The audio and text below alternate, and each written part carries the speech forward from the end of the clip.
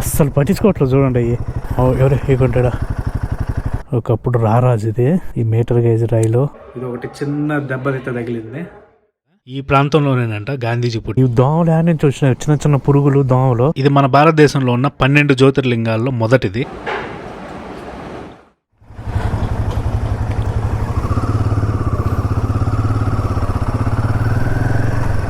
ఇది ఇలా కొంచెము లాస్ట్ పెద్ద ఊరు. దీని తర్వాత కొంచెం దూరం పోయిన తర్వాత ఫారెస్ట్ స్టార్ట్ అవుతుంది. ఆల్మోస్ట్ 30 కిలోమీటర్లు ఉంటుంది అంటే ఫారెస్ట్. అంత హోటల్ అతను అయితే చెప్పినాడు. ఇప్పుడు మనం ఆడ గుజరాతీ థాలీ తిన్నాం కదా, 150 రూపాయలు తీసుకున్నాడు. అదొక సోడా ఒక 20 రూపాయలు తీసుకున్నాడు. ఇది మొత్తము Gir national park, Gir forest. ఇది ఈ గిర్ ఫారెస్ట్ లో మనకి సింహాలు అయితే ఎక్కువ ఉంటాయి. సింహాల అడ్డా అనమాట ఇది. So welcome to Gir wildlife sanctuary Jasadhar దారి. నో ప్లాస్టిక్ జోన్ అంట. ఈ రూట్లో జింకలు, పులులు, సింహాలు అన్నీ ఉంటాయి. కొంచెం జాగ్రత్తగా చూసుకొని పోవాలి. మరి జింకలు ఉంటాయి ఇక్కడ, అవి ఉండే జింకలు ఎంత బాగుంటాయో.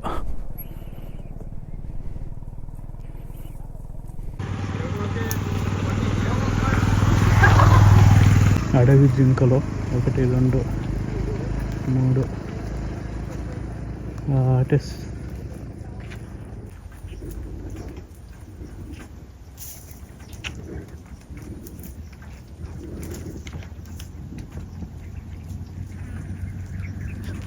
స్టార్టింగ్లోనే మనకి జింకలు కనిపించినాయి. ఇంకేం కనిపిస్తాయో పోయే కొద్ది.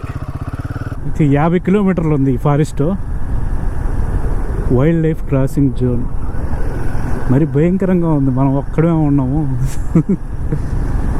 అయ్యో. ఈ ఫారెస్ట్ చుట్టూతా ఆ ఊర్లు ఉన్నాయి కదా, ఆ ఊర్లలో నుంచి పోతాం ఇంకొక రోడ్డు.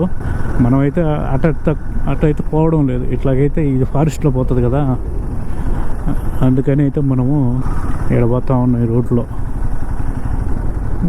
నెమలి చిన్న వస్తే పర్లే, సింహాలు వస్తేనే కొంచెం. వీటికి ఇక్కడ జంతువులకి అలవాటు అయిపోయినట్టుంది, రోడ్డు పక్కనే ఉంటున్నాయి. మామూలుగా అయితే ఇవి మామూలు ఫారెస్ట్లు అయితే ఇట్లా రోడ్ల పక్కన ఉండవు.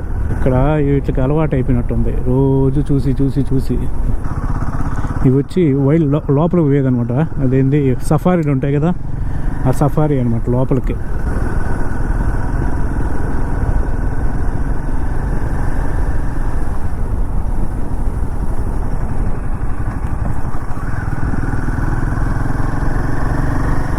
సిగ్నల్ కూడా కట్ అయిపోయింది ఇక్కడ. నమ్మకాలు తక్కువ ఉన్నాయి, ఏమైనా జరగచ్చు.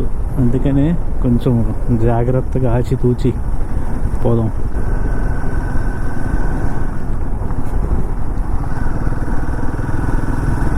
ఆ జింకలు ఏంటంటే ఒకటికి అలవాటు అయిపోయి ఏమనర్లు ఏళ్ళు అని జింకలు ఆడే రోడ్డు పక్కన ఉన్నాయి. ఈ మిగతా ఇవి సెన్సిటివ్ ఉంటాయి, పులులని, సింహాలు ఇవన్నీ సెన్సిటివ్ అనమాట, సౌండ్ సెన్సిటివ్. అందుకని అవి మ్యాక్సిమము చాలా, ఇప్పుడు రోడ్డు ఉందంటే రోడ్డుకి చాలా దూరంలో అయితే ఉంటాయి. ఇంకెప్పుడో తప్పని పరిస్థితులు క్రాస్ చేయాల్సిన పరిస్థితుల్లో అయితే నైట్ టైమ్స్ క్రాస్ చేస్తాయి రోడ్లని. అది కూడా డే టైం చాలా రేరు క్రాస్ చేయడం. కథలు డే టైంలో ఎక్కడో దగ్గర చెట్టు కింద చల్లగా పనుకొని నిద్రపోతూ ఉంటాయి. ఇవి పక్కనే వాగు వస్తూ ఉంది సన్నది. ఇది వచ్చి టెంపుల్. సరే అయితే ఎడుండి టెంపుల్ దగ్గర ఈ జింక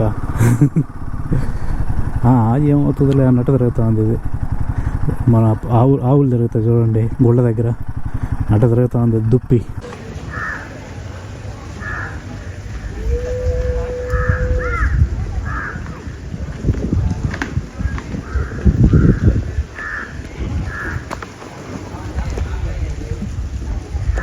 బొర్రే ఏముందా దుప్పి.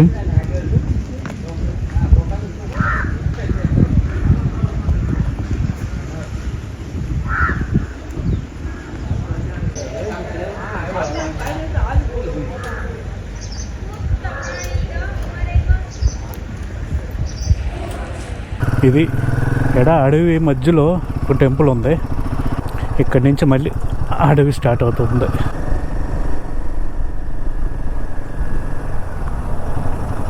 ఇక్కడ చూడండి అసలు ఏముందో ఈ ప్లేసు.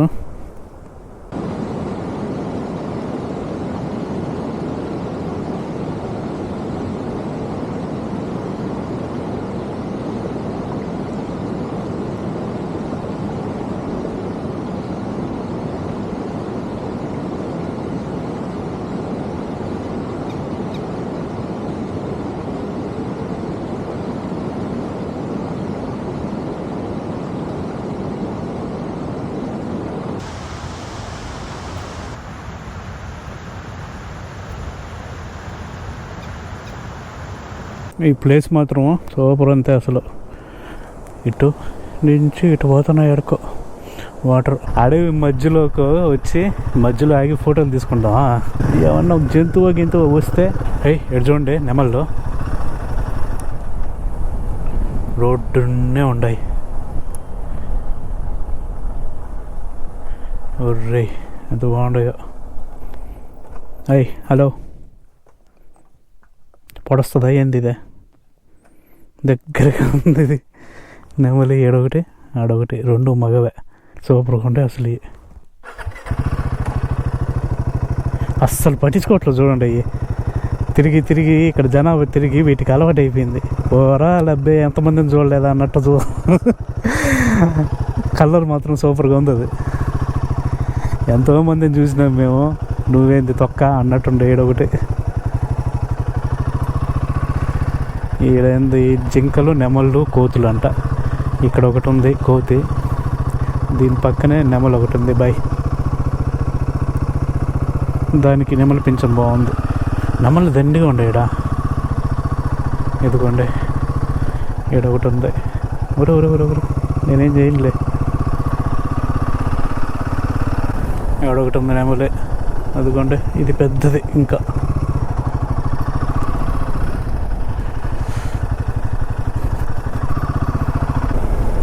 రే భయంకరంగా ఉంది ఇది మాత్రం. అడవి ఉర్రే ముంగిసా పాపం చనిపోయిందా నిద్రపోతుందా?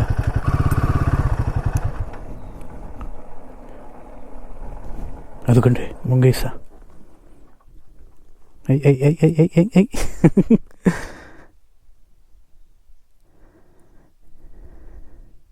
నేను ఇంకా చనిపోయింది అనుకున్నా. రోడ్డు పక్కన పొనుకొని ఉండే టయానికి అది పొనుకొని ఉంది రోడ్డు పక్కన. ఇక్కడ రోడ్డు పక్కనే ఎన్ని కనిపిస్తున్నాయి, ఇంకా లోపలికి పోతే ఇంకెన్ని కనిపిస్తాయో. సూపర్ అసలు ఇది మాత్రం. జంతువులన్నీ ఉన్నాయి ఈడే. ఏం కనిపించినా ఆ పులో సింహం తప్ప ఇంకేం కనిపించినా పర్లే. ఆ పులో సింహం కనిపిస్తేనే ఇట్లనైతే ఎటువంటి మేనేజ్ చేయగలం, కానీ అంత వాటిని ఏం చేయలేం.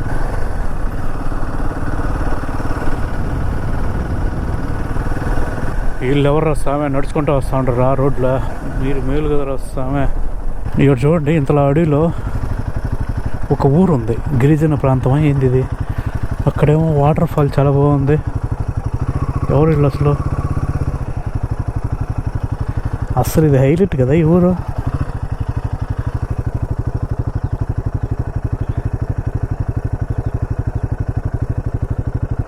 ఇంతలా అడవిలో వీళ్ళు ఎట్టుంటున్నారు, మొత్తం పెంకుటిల్లులు, మట్టి గోడలు.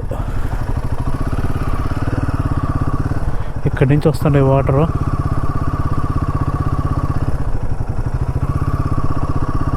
వీళ్ళు ఏందో సర్వే చేస్తూ ఉంటారు. వీళ్ళు ఏందో ఇది. ఆ విలేజ్ చూసినప్పుడు నాకు మురుగరాజు సినిమా గుర్తొచ్చింది టక్కనే.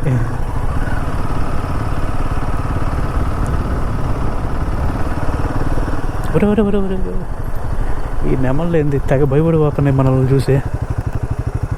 మొత్తం నెమళ్ళే. ఏం పోతుండే. ఓడ ఒకటి ఉంది పెద్ద, ఆడ 2, 3, 4, 5. ఓయమ్మ కావాల్సిన నెమళ్ళు. ఈడొకటి 4. నాయన చేమలు ఉన్నట్టున్నాయి ఈ నెమళ్ళు. ఈడ రేగు చెట్లు ఉన్నాయి కావాల్సినన్ని. జింకలు ఈడొకటి, 1, 2, ఆడొకటి ఎవరే ఇగుంటాడా. దండిగా 1, 2 జింకలు, జింక పిల్లలు. ఆడ చూడండి కొమ్ములు ఎట్టుండే దానికి. ఈ రోడ్డు మాత్రం హైలైట్ అసలు. ఇవి జంతువులు మన పాటికి మనం వెళ్ళిపోతే ఏం అసలు పట్టించుకోవట్లే. రోడ్డు పక్కన ఆడే ఉంటుండే. అట్ట కాకుండా టక్కన ఆగినాం అనుకోండి అప్పుడు లోపలికి వెళ్ళిపోతుండే. ఇవి టింబరవా అంట. ఇది అయిపోయిందా ఇక్కడికి అయిపోయినట్టే ఉంది. Welcome to Gir wildlife sanctuary తెంబర్వా. ఇది కాల ఇక్కడ ఒకటి స్టార్ట్ అయింది. సరే అయితే సింహాలు చూడండి రేంజ్లో పెట్టినారు. ఇదొక సెక్షను, అదొక సెక్షను, ఇదొక సెక్షన్ అనమాట ఈ ఫారెస్ట్లోనే.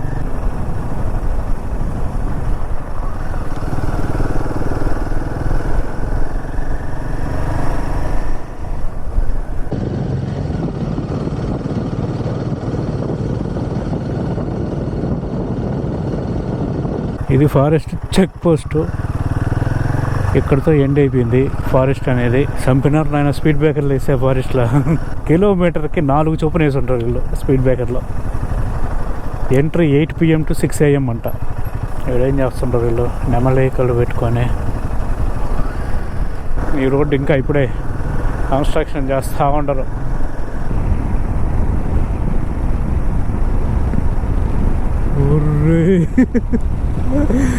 హైలైట్ అసలు ఇదే. ఏదో రోలర్ కోస్టర్ పైకి ఇక్కడ దిగుతుంది చూడండి, అట్లా ఉంది. ఒక్కసారిగా పైకి పోయి ఇటు దిగితే గుండె జాగ్రత్త అంత కిందకి. చాలా బాగుంది అసలు ఫారెస్ట్ మాత్రం రైడ్. ఆడ మధ్యాహ్నం టైంలో వచ్చినాము, ఈ టైంలో వస్తేనే ఇన్ని జంతువులను అయితే చూసినాము. అదే సాయంత్రం టైంలో కానీ లేకపోతే పొద్దున్నే కానీ వస్తే ఇంకా ఎన్ని కనిపిస్తాయో. ఇక్కడ ఏందో తాండా ప్రాంతాలు ఉన్నట్టున్నాయి ఇల్లు లేడ. చాలా బాగున్నాయి. ఇది ఒక ప్రపంచం.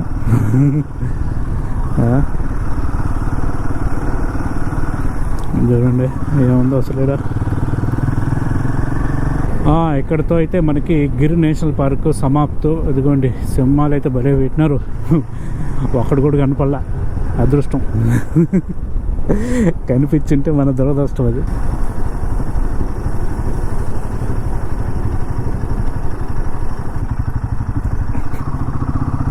బొట్టు భలే పెట్టింది, మ్యాచింగ్ బొట్ట. కరెక్ట్ చీర కలర్ మ్యాచింగ్ బొట్టు. చిన్నప్పుడు ఈ కలర్ బొట్స్ ఒకటి డబ్బాలాగా వచ్చేది, అన్ని కలర్స్ ఉండేది బొట్లు పెట్టుకునే దానికి. ఇప్పుడు రావట్లేదు అసలు అది.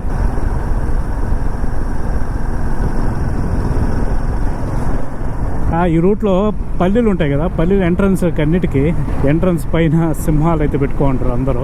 చూడండి పైన సింహాలు ఏమన్నా కూర్చోండాయా. ఓ మీటర్ గేజ్ రైలు, ఈ super. Metre gauge railway station. ఈ మీటర్ గేజ్ రైల్వే స్టేషన్ చూసి ఎన్ని రోజులైందో. ఎప్పుడో చిన్నప్పుడు చూసిన.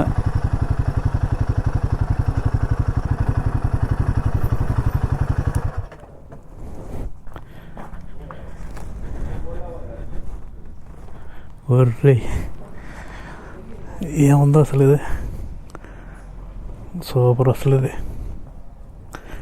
Metre gauge railway station.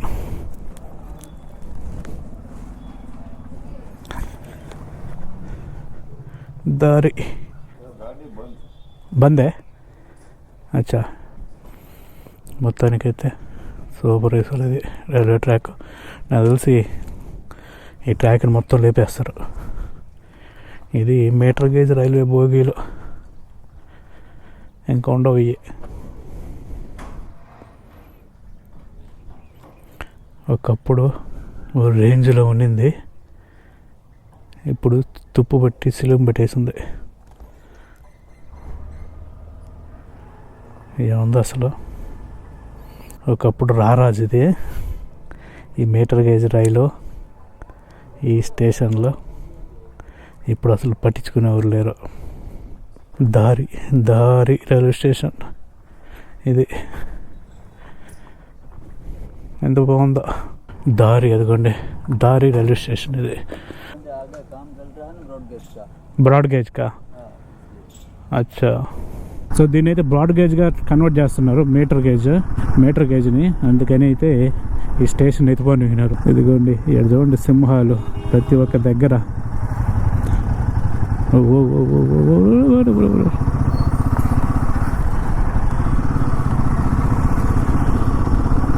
ఇప్పుడు ఈ మీటర్ గేజ్ ఆ స్టేషన్ చూస్తే బాధ వేస్తుంది. సరే ఇంక వీళ్ళు ప్రజల్ని దృష్టిలో పెట్టుకొని వాళ్ళు బ్రాడ్ గేజ్కి అయితే మారుస్తున్నారు. ఇది దారి అమ్రేలీ హైవే అంట. ఏ క్లాస్లో ఉంది ఇది మాత్రం, చాలా బాగుంది. స్వాతంత్రం వచ్చినప్పుడు మన జాతీయ జంతువు వచ్చి సింహం అనమాట. ఏషియన్ సింహము, ఏషియన్ లైన్. 1980s 70s మామూలుగా పెద్ద పులులు ఉన్నాయి కదా, వాటి కౌంట్ అనేది మరి దారుణంగా పడిపోయింది అనమాట. ఆల్మోస్ట్ మన దేశం మొత్తం మీద 100 కన్నా తక్కువే ఉన్నాయి మన పెద్ద పులుల సంఖ్య. ఆ పులి గోర్ల కోసం, చర్మాల కోసం వాటిని అయితే విపరీతంగా వేటాడేసినారు ఆ టైంలో. ఇంకో ఇట్లా కాదని ఇమ్మీడియట్గా దాన్ని జాతీయ జంతువుని చేసేసి పెద్ద పులిని దాని పరిరక్షణకు సంబంధించిన దాని సంరక్షణకు సంబంధించిన అన్ని ఏర్పాట్లు తీసుకున్నారు అనమాట.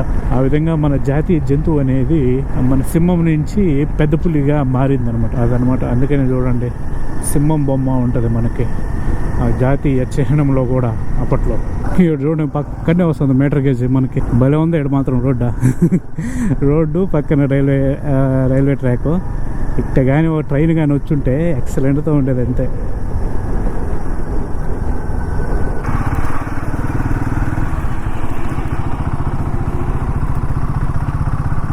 నేనెవరైనా బల్లెం పెట్టుకున్న మహావీరుడు.